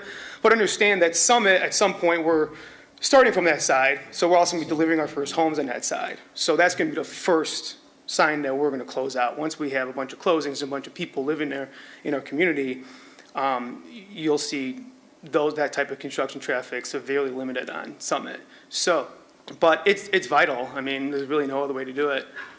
I understand. I don't know how better to answer the question, other than it's vital to the development. Okay. But you do understand, hang on one second, you do understand that the discussion centered around basically using Plum Grove Road as your primary, all right, and that when access through Plum Grove Road is not feasible, is to allow the potential of some construction trucks at that point. So not as a standard course of action. Otherwise, you'll end up having a lot of code enforcement over there. Understood. And we'll do our best to limit that, but I guess, and that's kind of why this has been such a big topic conversation with staff. We want to make sure we're being transparent on what roads we're going to use. When we originally started talking about this, which just came up in the staff report, we were looking at limiting site construction vehicles. We were looking at basically using Plum Grove for heavy site land balancing, because the first phase is the land balancing and get big heavy machines, right? So that was our original thought. As we talked through the process over these past couple of weeks and we got into the ordinance phase, it kind of came out that things for the home vertical construction could be limited too. And that poses a big problem. And really, we're asking for access for concrete trucks and any other type of materials that anybody else that lives on Summit would be using for any type of home improvement projects. We're just going to be doing a little bit more because we have a bit more houses. So we really just want to be transparent. And I believe for homes on and kind of across the board, with regards to weight limits and restricting access to homes, it really comes down when there's no other reasonable access. Plum Grove Road is going to be slightly unreasonable access for big chunks of time. And, I want to be transparent, and that's why we've been working on this, to make sure that we don't have a problem. But I guess it's going to be a construction site. We develop and build in big infill sites is our history, and we are good at it, and we try to keep. Okay. Well, we understand and not disputing that. It's just we want to make sure that the heavy construction, we're not talking about the pickup trucks and the small little box trucks and that are negligible in weight and activity, but more in the sense of the heavy construction will be limited on Summits, the use of Summit so that they're using Plum Grove Road. Correct, okay. But again, we're gonna have to utilize Summit for a good chunk of it. I mean, I don't want to tell you something that's not. I hope I'm not selling it as we're not going to be using it. Well, and again, we understand maybe a little bit in the very beginning with Mm-hmm. the access into there because you're right there. So I get that, and I think everybody does. But once this development, first of all, I can't imagine you're going to want to have construction trucks going past your model homes. Correct, and while that's people part of are it out too. there. But I just want to make sure it's all clear there. Understood, and that's, Okay. again, All right. So I have two. We're going to go with Trustee Madej. We'll let him go first. I just was wondering if the village has something built in to recoup from damages on Summit from construction vehicles being overweight. Well, let me add, I'm going to jump right in here. We do have in the future plans to reconstruct Summit from Schaumburg Road all the way down. So there is plans in there already to reconstruct. Hopefully we'll be able to, we've got some federal dollars that are going to come into play and that, so hopefully this will all occur after they get through their initial piece of it. In 5 years. Well, it's going to be sooner than 5 years, but Okay. yeah. Question Okay. still stands then. Right, okay. Trustee Dunham? Summit, as you know, is not a very long street. It's got Schaumburg Road on one end, Weathersfield Wise Road on the south, and in the middle you have Weathersfield Way. I think you should limit your Summit traffic to approach from the south as opposed to from the north, because from the north side, coming south on Summit, you have to pass Village Hall, you have to pass several pocket parks, and you've got to stop. You've got Collins School, you've got a stop sign at Weathersfield and Summit, which is always busy. And I would not like to see construction trucks running to the south or to the north from the development. I'd like not to see them coming south on Summit to approach the development and going north on Summit to leave the development. I think you should make it clear to your vendors, to your contractors, and whomever else that the approach should be from Wise Road or Biesterfield Road as opposed to from Weathersfield or Schaumburg Road. yeah, we'll do our best to, control. I think you should make it extremely clear to them, because again, you have a tremendous amount of traffic on Summit around Collins School when it's open, and it's just not going to be a good place for construction trucks. Nope, I understood. And we will definitely make it as close to mandatory as we could, but understand a lot of, and again, I'm just trying not to put any false pretenses, is a lot of people will come to the site, and while we control and try to control it as much as possible, people coming from the site for the first time, maybe using a different app, and there's a lot to control, and we'll do our best to do that, and we'll make it part of our policies. But that's good. So I just don't want to. Yeah, if they come the wrong way, you'll make sure that Exactly, next time they come yes. the right way. Make sure they only do it once. All right. Yes. Other questions, Trustee Kozak? Yeah, the other thing, and Trustee Dunham brought up a good thing, that Summit is a very highly trafficked area. Summit cannot become a staging area for your trucks. They cannot use that to stage. If they're gonna use it, they gotta go in and go down into your project. Yeah. Okay? Well, you can't have them backed up there. I think. Well, there's no parking allowed out there, so Yeah, it's in not Summit. just parking, it's stopping. Anything of that nature can't take place on there. And once the It has to- initial, and we'll have a lot of room on the site after a certain point. Yeah, and the so. staging's covered by the Yeah. language, Trustee Kozak. Yeah. They have to, Okay, they can go through, but they have to park on the property. okay. Right. Okay. All right. Did you, I'm sorry, Trustee Bishke. Thank you.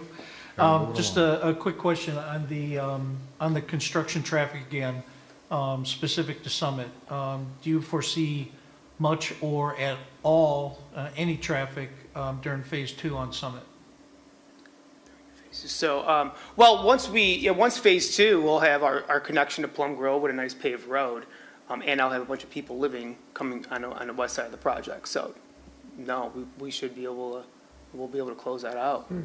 Eventually we'll get to the point where the west side is done and closed out to all construction traffic, because my residents aren't going to want that as much as That was we my don't. question. Yeah. So once phase one is finished, everything will be coming off of Plum Grove Road? Yeah.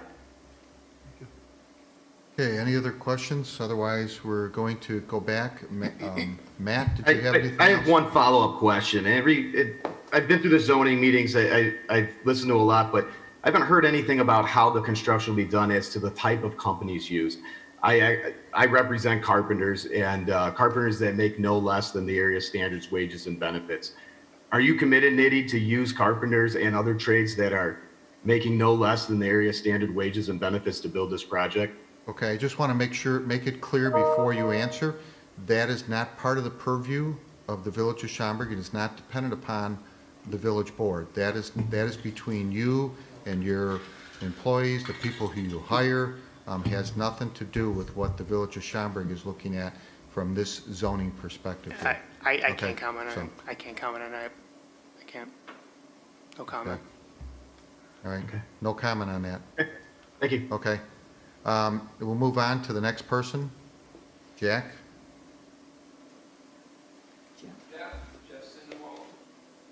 Okay, Jeff, I'm sorry, what's the name? Okay, Jeff, you're next. If you will give us your name and address for the record, please. Sure, good evening. My name is Jeff Sindewald. I live at 908 West Point Drive in Schaumburg. I have two comments related to this project. The first is actually probably more so a question. Is it possible to clarify for all of us if this project is going to be Monday through Saturdays, 7 a.m. to 6 p.m. for 4 to 5 years? Just if Nitty could spell it out for us exactly how that's going to manifest itself, because it sounds, one, like a major inconvenience, and two, very noisy for a very extended period of time. The other let's go ahead and related to concern, quite honestly, is related to traffic. Yes, we've talked a lot about the traffic during the project itself, but after the project is finished in 4 to 5 years, there's only, the neighborhood we live in is to the southeast of this particular property, right? Kingsport East. So there's only 2 exits out of the neighborhood. One of the major exits out of the neighborhood that we use as a family, if you want to go north on Plum Grove, you have to make a left out of the neighborhood. If you go south or east on Plum Grove, south on Plum Grove, if you want to go south or east on Biesterfield, you exit through to Plum Grove Road. There's only 2. There's a traffic light to the south at Wise. There's a traffic light by the Public Works. If you've got 149 homes, or a majority of them spilling out just like we do onto Plum Grove, you are going to have a significant amount of traffic at obviously certain times of the day, the rush hour periods, but it is going to be a bit of a challenge. There's no question about it. I just want to raise that to everybody's attention, that this is going to be an inconvenience, not only during construction phase, but in the future. And then obviously during phase 1, the other exit out of the neighborhood is onto Wise Road to the south. And that's going to be a little bit messy as well if there's going to be additional trucks and things like that. So I just wanted to raise that as a comment. But I'd love to hear some thoughts on how it would manifest itself from a Monday through Friday. So I'm going to answer your second question and let the Mr. Nitty answer the first one. So to answer your second one, obviously the 149 homes will not be exiting in and out at the same time. There's been a traffic study done that was documented and discussed at the zoning board, so I'm not going to get back into the whole thing about that. We already spent time talking about that, but there will be a limited number.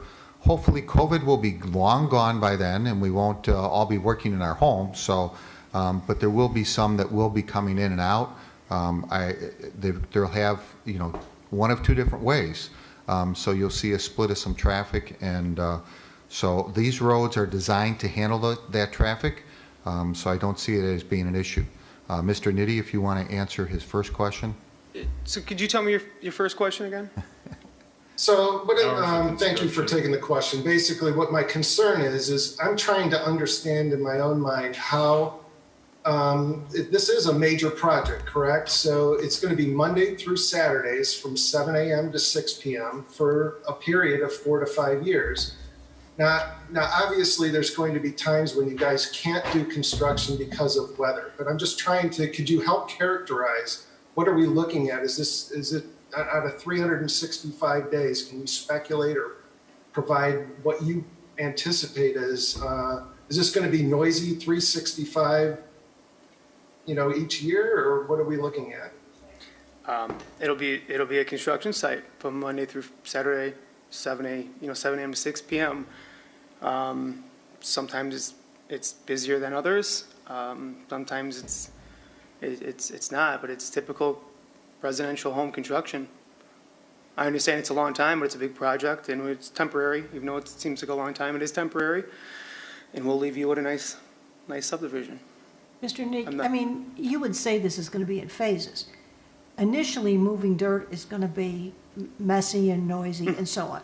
First thing you're going to do is put some roads or spines for roads in. Then you're going to work on concrete. Yeah, the days the guys are there with trucks, it's going to be noisy. But at the phase when they're doing electrical inside the buildings, or they're doing drywalling inside the buildings, or tile, or putting up cabinets, it's not going to be noisy.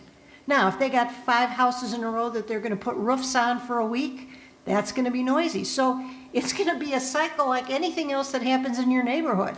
Correct. When somebody is having something done. I mean, it's one thing after another and another. But you're not building 149 of them at once and making the same kind of noise at once. Correct. It's just going to depend what's going on. Yeah, there'll be 10 to 20 houses under different phases of construction at any given time over the course of it. Luckily, it'll move from, west to east, and I'm not sure exactly where he lives, but sometimes it'll affect you more and sometimes not. But again, it's a construction site, and like all construction sites, they're temporary. Okay. Does that answer your question there? No, well, in a sense it does. I mean, basically what I was trying to get at is what can we expect? And it sounds like pretty much throughout the entire year, we're going to get a lot of activity, construction, and noise is kind of what I'm hearing. So I guess in a way you have answered my question. I would just comment on the traffic. I just don't want to gloss that over at all. I do think that I'm not talking about what's on Plum Grove Road. I'm talking about what getting out of our neighborhoods is going to be more challenging than it is currently right now. That's my only comment. So, and I'm talking after the construction project is done. Okay, thank you. Jack, who's next? Bobby, you're up. Your name and address for the record, please. Okay, Bobby Sloan, 736 Fennel Court. I back up to it. I want to know if we're going to be having trucks going down Summit. You just said that Summit was going to be refinished from Schaumburg Road to that site. What about from Wise Road? So that part's going to get destroyed. No, it's Schaumburg to Wise Road. You just said Summit's going to be redone from Schaumburg Road to the site. But Schaumburg? You didn't say it's listen, not all the way Bobby, to Wise. Bobby, Summit, so let me make it clear, from Schaumburg Road to Wise Road. Okay. And then I would like to know, and I don't know what I'm going to do with this information, what's the load limit on Summit? Or do we care if it's going to get redone? At this point, it doesn't matter, yeah. I mean, it's going to eventually be redone anyway, so it's not, it doesn't really matter. There's other plans for that road. They'll be involved with bike path and a number of other things that'll need to be done with that road, so it's not just a simple resurface or anything, so, okay. Okay, so we won't be able to use that for a while. And then I had heard at the zoning meeting that there was going to be some type of fence put up so that we aren't going to get all kinds of dust. I want to know what type of fence. Is it going to be the plastic thing with the holes in it that doesn't do much, or what? No, we usually use the, like a chain link construction fence, post-driven with a windscreen. They call it a windscreen. It's like a mesh material that you can't really see through, and does a good job of holding back the dust. And how high is this? Oh, geez, I don't know. That I don't know. Typically, what I've seen feet. is 5, 6 feet. Yeah, 6 feet. Yeah. 6 feet. 6 feet, 6 feet. 6 feet, so that's not going to really, all right, so it's going to be a mess here for 5 years. No. Okay. All right, anything else? And I have one question for Mr. Nitty. Would you live here if you knew that that was going to go on next to you? It's questions unnecessary, so we're going to move on. Thank you. Thank you. Jack, who's next? Okay. We have no one else waiting in the wings? Okay. All right, so we're going to end the discussion with from the public, as there is no more, and then return back to any comments and questions from the board. I will remind you that this property is owned by District 211. They have elected to sell it instead of building a high school on it, which is what they wanted to do, or originally planned to do when they bought it 40 years ago. So they are looking at this. There's a couple of things that have come up that I have read and noticed, and I want to make perfectly clear. There is no increase to Schaumburg property taxes in developing this property. Actually, it'll be a benefit to us.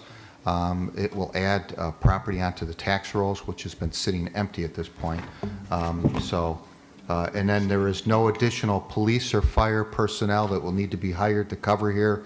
The beat officer will just have this as an extra area to cover through. I think that was the only other thing. So 211 originally had taken a survey of the entire district and decided that this was the best use, and this is what they're pursuing. Originally, we had a developer who came in who wanted to put townhouses and single family. The residents preferred only single family, and this is what we're getting.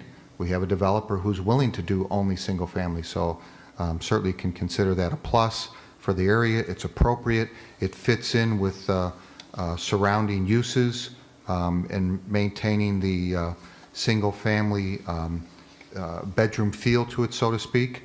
That's really all I need to cover for here. So any other questions or comments from the board? Trustee Madej. Yeah, this is to Nitty. I mean, I'm sure you've had some experience on this, but a development this size, when you initially start out and start bulldozing and grading and all that, obviously there's a lot of wildlife still on the property. Is there any effect that, something, I don't know what your plans are, otherwise all this wildlife is just going to go right into the neighborhood? Is there any type of plans for this? Really, the plan, and from what we've discussed this last time around, I'm sure with all the testimony, we really looked into it, and dealing with the type of wildlife that's there. We do know that there was no endangered wildlife there. We did that testing through I believe the MWD permit, and just discussing the type of wildlife that's there. We've just been told by the professionals who know what they're talking about to just don't do anything. These type of animals are, now I'm no expert, I'm just telling you what I've been told. Type of animals that are there are used to adapting to this. We don't know who's living there. It always talks about trapping, and that's probably the worst thing that you could do. Nobody advises trapping because we don't really know what animals are there, who wants to be trapping. We don't want to kidnap animals, right? So the plan is to just be respectful. We're not going to be coming in day one with bulldozer, like Bambi and kind of just, everything rushing out of there. But, we'll make our presence slowly. I'm sure just from the little bit of presence that we've been going there, surveyors, us walking the site, that alone could be enough to not scare, but for them to move along. And, we'll try to be respectful as we could, but it's, Okay, kind of there part of is, just to be clear, there is no protected species there? Correct, that was part of the, All right, and you do have to have an IDNR. It has to review, I'm not sure how it's, what No. exactly they're looking for. ID, I'm not familiar with. No. Illinois Department of Natural Resources. Okay, I understood that they, maybe I misunderstood. I think the engineer from B3 is on. Can you, Dan or Daniel, can you mention that type of review and permitting that's done? Okay, Daniel? Hi, yes. Dan Free with B3 Companies, 7325 Janes Avenue, Woodridge, Illinois. There was a IDNR review that was done of the site that listed that there's no endangered species known on the site. Okay, thank you. Thank you. All right, other questions, comments? Sorry, Trustee Conley. I wanted to compliment the zoning board and our staff. I think that they really did a very good job of managing a very long hearing. I thought it seemed very organized. The minutes are really very, very detailed. And particularly under this situation when we can't have everybody in the room, reading all of those statements into the record so that everybody could hear those statements, I thought was excellent. The staff has worked on this for a very long time now with now several developers, and I think need to be complimented. I think this plan meets what we were hearing the first time around when residents in this area had concerns about the multifamily housing. Some of them were saying, why are you going to let them do multifamily when it's been on the plans for so many years? So I think this is meeting, you know, what people are asking for. Same thing with the bike path. We heard a lot of comments about bike paths, and adjustments have been made there. My concern is that that little strip of property I would like to see that strip of property, and that was asked, and it's in the zoning minutes, that you would like to be able to convey that to the owner, to the homeowners.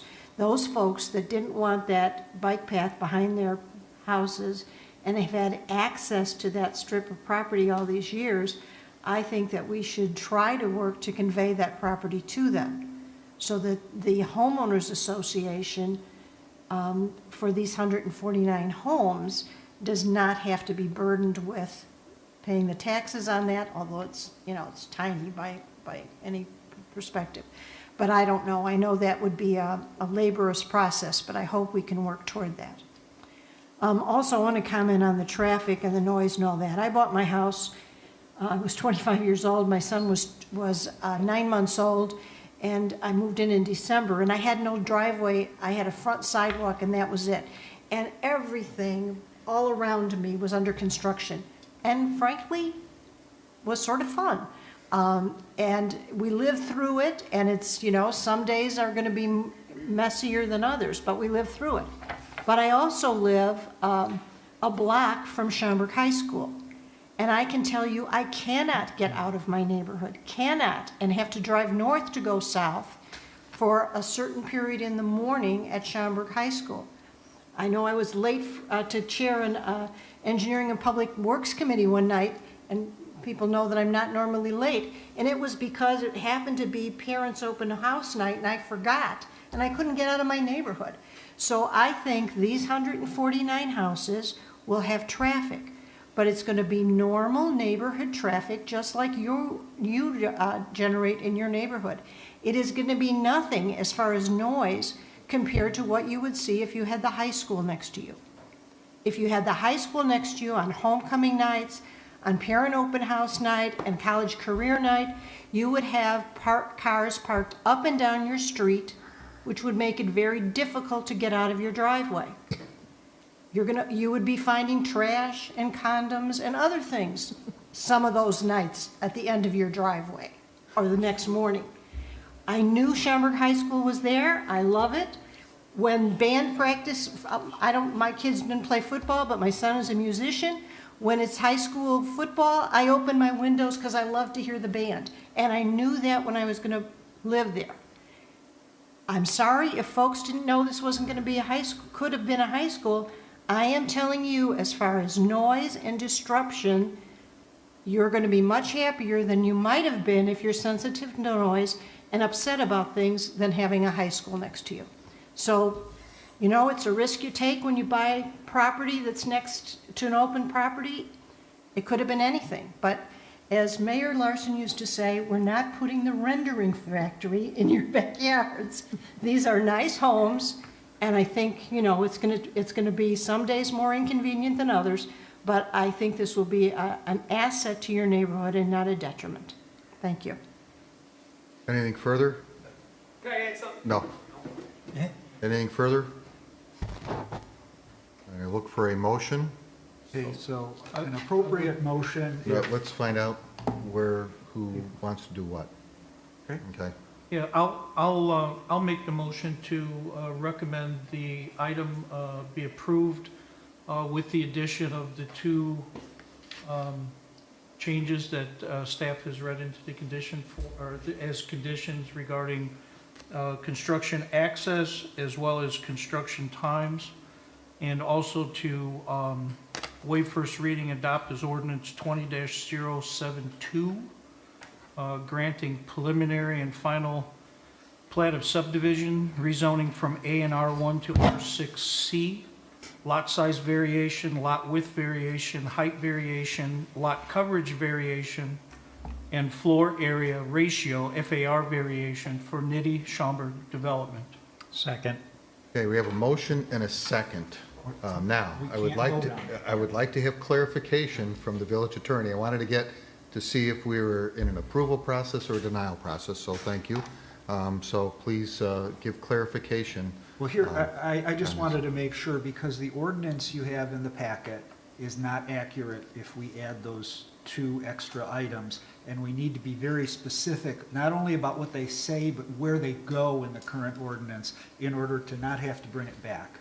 So without trying to take over the meeting, are all the trustees interested in adding those two items that Julie read into the record? Yes. Yes. Okay, so what I would recommend is an appropriate motion would be to accept the recommendation of the Zoning Board of Appeals, waive first reading, and adopt as ordinance number 20-072, an ordinance granting a preliminary and final plat of subdivision rezoning from A and R1 to R6C, lot size variation, lot width variation, height variation, lot coverage variation, and floor area ratio, FAR variation for Nitty Schaumburg development, with the changes from what is in the packet occurring in large section 2 of the ordinance, number 14. And under 14E, lowercase e, we would replace the language that is there and substitute Julie's language she read. The developer must use Plum Grove Road as the primary access for construction trucks including but not limited to lumber trucks and concrete trucks may access the subject property through Summit Drive when access through Plum Grove Road is not feasible. Construction vehicles such as passenger vehicles and box trucks may use Summit Drive to access the subject property. Any vehicles affiliated with construction of the subject property must park on the subject property and not along Summit Drive or other existing public roadways. We would add, below that number 14, a subsection G that would state construction hours shall be Mondays through Saturdays, 7 a.m. to 6 p.m. No exterior construction is allowed on Sundays without prior written authorization from the Director of Community Development. Okay, all right, so let me ask if Trustee Madej is comfortable with that? I am. And Trustee Bishke? I am. Okay, so So then it would be comfortable. Trustee Bishke's motion, seconded by Madej, with my language. Yes. Right. Okay. Any further comments? Will the clerk please call the roll? Trustee Bishke. Aye. Trustee Madej. Aye. Trustee Dunham. Aye. Trustee Sullivan. Aye. Trustee Conley. Aye. Trustee Kozak. Aye. 6 ayes, no nays, motion carries, and we are done with that. Thank you. Next item is comments from the audience that have nothing to do with what we've presented this evening. but pertinent towards the village of Schaumburg. Julie, can I just get a clarification? Mr. Sindewald has asked a question through the group chat about the strip of property and how he can go about engaging with the developer to potentially. I'd ask Nitty to stay for this. Okay. So there's a condition in the ordinance that addresses that and requires the developer to. There's a condition in the ordinance that addresses the land extension or the strip of property. This is the strip that was originally designed as a bike path? Correct, yes, and I believe that this resident actually backs up to that or is in close proximity to that. The condition reads, and I'm looking for the exact language currently, but the condition reads that Nitty shall make an attempt to, so in the staff report, it's condition number 27 that may not match up exactly with the ordinance, but it says that the petitioner shall coordinate it with the homeowners associations. It actually calls out Summit Place and Nantucket Cove. In the ordinance, it's 28. It's 28. Thank you, Lance. And the single-family owners located on Black Hawk Drive and Carriage Circle for conveyance of the 30-foot strip. And if that's not achievable, then it should stay with the HOA for the proposed development that was approved tonight. The staff recommendation was written to recommend on the north end of this strip, close to this resident's property, the HOA is just so it's owned continuously as much as possible, thinking that if they tried to deed it to the property owners to the east, which are in the Kingsport East subdivision, then it may be done somewhat piecemeal. You might have some owners who want it, some who don't. And deeding it to the homeowner associations to the west as much as possible would create a more cohesive strip of ownership. So that's why it was written in that way. The developer is required to begin within 30 days an attempt to engage those adjacent owners. So if Mr. Sindewald has questions that he'd like to follow up, he can contact you for additional He absolutely can contact me for additional information, yes. Okay, thank you. All right. And I'm sure the board would agree that we encourage you to get that property deeded over. Makes a lot of sense for it to be done like that. That strip of land is really only useful to the people that live along there. So, unless they want the bike path back, but I don't think they want that. So, okay. Thanks. Anything else on comments from the audience? From no one else, right? No. All right. We're going to move on to a council report. Thank you. The only thing I have, Mayor, is that I'll be asking, as I have been, for a motion to extend the proclamation declaring a local state of emergency originally made on March 20th, 2020, until the adjournment of the next regular meeting of the Village of Schaumburg Board of Trustees. So moved as stated. Second. Motion and a second. Will the clerk please call the roll? Trustee Bishke. Aye. Trustee Madej. Aye. Trustee Dunham. Aye. Trustee Sullivan. Aye. Trustee Conley. Aye. Trustee Kozak. Aye. 6 ayes, no nays, motion carries. Anything further? Lance? Nothing further? No, thank Okay. you. That's all I have. President's report. I do have one item. It's actually, it's regarding it's what's called an SEAOI award. And this came from the village manager. And I believe he probably informed all of us, but I'm not sure. I know I have it here. That Mike Hall was notified, our Director of Engineering and Public Works, was informed that the Roselle Road Pedestrian Bridge Project, which you're all aware of, is that big project that out there at Roselle by the tollway, was selected by the Structural Engineering Association of Illinois. So that's what it stands for, as the best project in a less than $10 million category.